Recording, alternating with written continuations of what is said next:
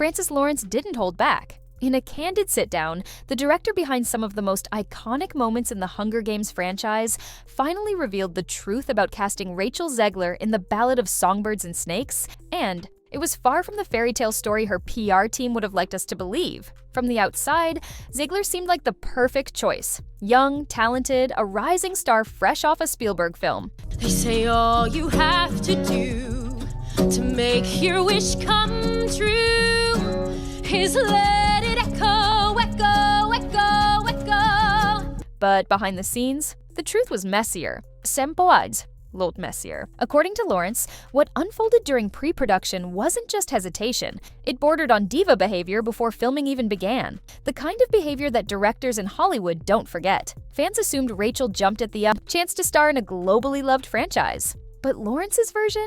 It paints a picture of someone who treated the opportunity like an inconvenience, until it conveniently involved her boyfriend. And ever since that interview dropped, Hollywood insiders have been buzzing. What else happened behind closed doors? Remaking the movie, they just got rid of the dwarves. But they have one token dwarf amongst these magical creatures. You actually just went backwards. You actually just erased the dwarfism side of it.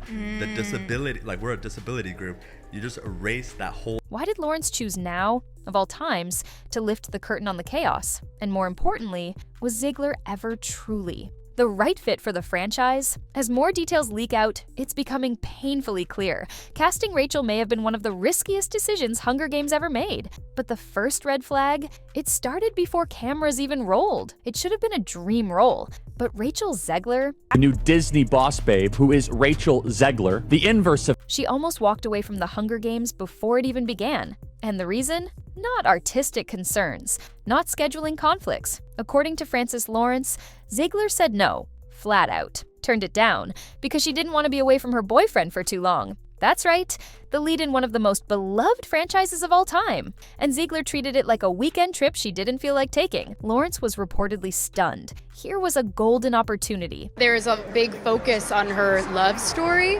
with a guy who literally stalks her. Weird. A franchise that launched the careers of Jennifer Lawrence, Josh Hutcherson, and Elizabeth Banks. And Zegler? She ghosted it. Fans were shocked to learn she didn't immediately sign on, but internally, there were whispers that this wasn't just a case of nerves. It was about control. She didn't want to take on a demanding role unless the situation suited her perfectly. Rachel Zegler is extraordinarily woke, but she's woke in a way that's quite deranged. No boyfriend, no movie, no comfort zone, no deal. It wasn't until Josh Andres Rivera, her real-life boyfriend, was offered a role in the film that she had a sudden change of heart. And let's be honest, it doesn't get more Hollywood than that. One casting decision, and suddenly, Rachel was all in. Some crew members saw that shift as a red flag.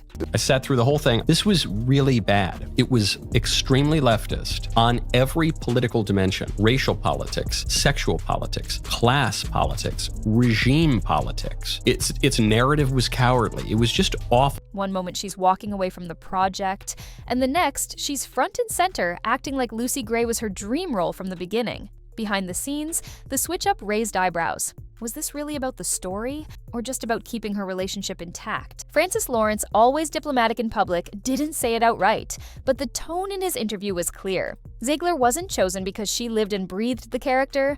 She was chosen in spite of her reluctance, and the studio. Controversy in Snow White. The dwarves have been eliminated in the live action. Yeah. Now it's Snow White and the 7 magical beings. Wait, it's 7 and the magical beings? Yeah, They won't even 7 say magical and the 7 beings. dwarves? No, because they're not dwarves. For right now, that's the only jobs that are there. Had to bend over backward to make it work. And when a production starts off on that kind of shaky footing, you already know what's coming next. Rachel Zegler didn't just take on the role of Lucy Gray Baird, she tried to reinvent it. But not everyone on set was impressed. Francis Lawrence revealed that Zegler made a bold, some say questionable, choice early in production. She insisted, and you know the saying, go woke, get broke, and Disney's gonna lose money on this movie, and I believe it only made less than $1 million. On singing live. No studio recordings, no dubbing, just raw vocals, take after take in the middle of active scenes. She called it authentic. Others called it a logistical nightmare. While Lawrence tried to spin it as a directorial win in interviews, insiders say the live singing caused serious disruptions. Multiple takes were reportedly scrapped because background noise, crew movement, or inconsistencies ruined the audio. Oh my God. One crew member allegedly joked that filming around Rachel's vocals felt like tiptoeing through a minefield. One wrong sound, and the entire shot had to be redone. And let's talk about that voice. Rachel has talent, no doubt, but Lucy Gray isn't just any character. She's theatrical, mysterious, a survivor. Critics who saw early screenings said Zegler's interpretation felt too polished, too Broadway. It's got extra musical numbers that are incredibly unnecessary that really add to that runtime, and let me go ahead and let you know that they're absolutely f***ing atrocious. Like she was performing for a stage, not the screen. Her vibrato-heavy vocals drew more attention than emotion. Instead of disappearing into the character, Rachel constantly reminded viewers that she was the star. Lawrence tried to justify her choices, saying she brought a fresh energy to the role. But even he admitted in a later interview that capturing usable takes with live vocals— They spent $170 million to make the thing, and it had the lowest opening, under $50 million, of any of these live-action Disney remakes that they've ever had. —was technically challenging. A diplomatic way of saying it was a pain. And while the director chose to be polite, fans? They were anything but. When the Ballad of Songbirds and Snakes finally hit theaters, it didn't take long for the backlash to begin. Social media lit up with reactions, and not the kind Rachel's team was hoping for. Sure, some hardcore Zegler fans praised her, emotional depth and angelic vocals. But the majority, they weren't buying it. The number one complaint? Her accent. What was supposed to be a Southern-infused capital-adjacent dialect came across as confused and inconsistent. Some scenes had her sounding like she was channeling Scarlett O'Hara. Others, like she'd been coached by someone who'd never even been south of Manhattan. One viral Reddit thread called it a cringe-inducing caricature. Another reviewer flat out said she sounded like she was trying out for Riverdale, the musical. And then there was the body language, the twirls, the hand flourishes, the overly dramatic pauses. It all felt, as one TikTok user put it, like she was auditioning for a high school production of Chicago, not leading a multi-million-dollar dystopian thriller. That comment alone racked up nearly 100,000 likes. Even longtime Hunger Games fans began to distance themselves. Many said they found it impossible to connect with Lucy Gray because Rachel made her feel more like a parody than a person. And when fans start mocking the lead performance of your franchise reboot, that's not just a bad review, it's a brand crisis. Worse, every time her team tried to spin the backlash into something positive, it only fueled the fire. A few media outlets tried claiming the hate was just misogyny or anti-theater bias, but fans weren't buying that either. The criticism wasn't about theater, it was about tone. Rachel didn't match the gritty, raw world of Panem.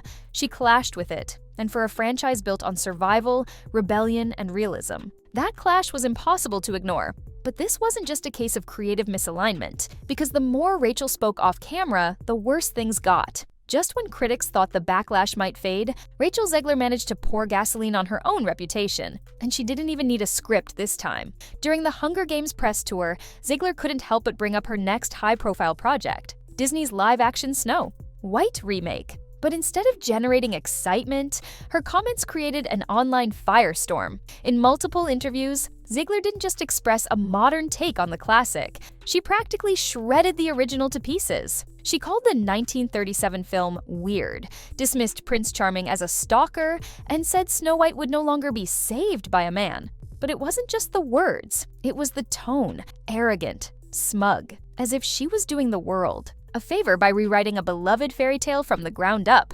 Audiences were floored, not because people are clinging to outdated gender roles, but because Zegler, a 20-something actress with 2 major roles under her belt, was tearing into the film that made Disney, well, Disney. This wasn't empowerment. This was ego, and fans were not having it. One clip of her ranting about how no one's watching the original anyway exploded on TikTok, with millions of views and a flood of comments accusing her of disrespecting Disney fans. Walt Disney himself, and the entire legacy of classic animation. Who hired her? One comment read, "She sounds like she hates the character she's supposed to be playing." And let's not forget, this all happened while she was still trying to win audiences over in Hunger Games. It was a PR nightmare. Executives at Lionsgate reportedly panicked, worried that Zegler's polarizing comments about Snow White would bleed into the Ballad of Songbirds and Snakes campaign, and They weren't wrong. Suddenly, Hunger Games wasn't being talked about for its story, cast, or visuals. It was being overshadowed by clips of Rachel dragging another franchise she hadn't even finished filming. Critics said she was biting the hand that fed her. Fans said she sounded entitled. Others just said she was doing too much. Worse, she doubled down. Instead of clarifying her comments, she stood by them, proudly, loudly, as if the backlash only confirmed how right she was. And just like that, Rachel Zegler transformed from promising breakout star to Hollywood's newest PR liability. Studios started to notice. Insiders say Disney quietly began re-editing parts of Snow White and delayed the release, not for creative reasons, but because they knew Ziegler's comments were damaging the brand. One source even claimed that her contract's future was being reviewed. And while her team scrambled to do damage control, Zegler kept digging the hole deeper. Interviews got canceled, social media comments were turned off. Fan pages started disappearing overnight. By the time Hunger Games premiered, the Rachel Zegler narrative wasn't about her performance anymore. It was about the chaos she caused outside the frame, but the real fallout wasn't just online. Because when Rachel's future with the Hunger Games came into question, that's when the silence from her co-stars started to speak volumes. With the Hunger Games universe expanding, questions arise about Ziegler's continued involvement. In discussions about potential sequels, she expressed enthusiasm but acknowledged that her character's ambiguous fate might preclude a return. Lawrence also shared insights into the production challenges, including the decision to keep the prequel as a single film despite its extensive narrative. He emphasized the importance of staying true to the source material while navigating the complexities of filmmaking. The casting of a lead role carries significant weight, influencing both the film's reception and its legacy. Zegler's journey underscores the delicate balance between actor interpretation and audience expectations, a dynamic that continues to shape cinematic storytelling. The revelations from Francis Lawrence offer a candid glimpse into the intricate world of filmmaking, where decisions are influenced by a myriad of factors, both on and off the screen. As the Hunger Games saga evolves, the interplay between creative choices and public perception remains a compelling narrative in its own right.